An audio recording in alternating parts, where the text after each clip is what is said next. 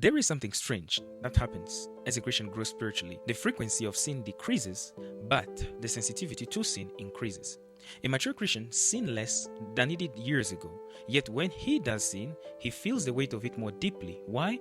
Because spiritual maturity does not make you more impressed with yourself, it makes you more aware of God. A mature Christian can sin and move on without much thought. But as a believer grows in the knowledge of God's holiness, even sins that once seem small becomes grievous. The conscience becomes more sensitive. The heart becomes less comfortable with what once seemed normal. This is why a truly mature Christian does not walk around thinking, "Look how righteous I have become." The closer he gets to the light, the more clearly he sees the dirt. The Apostle Paul is one of the greatest examples of this.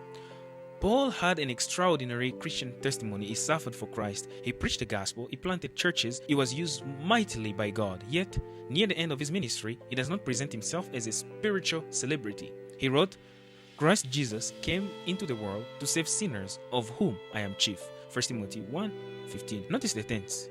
Paul didn't say, "I was chief." He said, "I am chief." The more Paul understood grace, the less righteous he felt in himself. In another place, he said, "For I know nothing by myself, yet I am not hereby justified." In 1 Corinthians chapter 4, verse 4. That is the paradox of Christian maturity.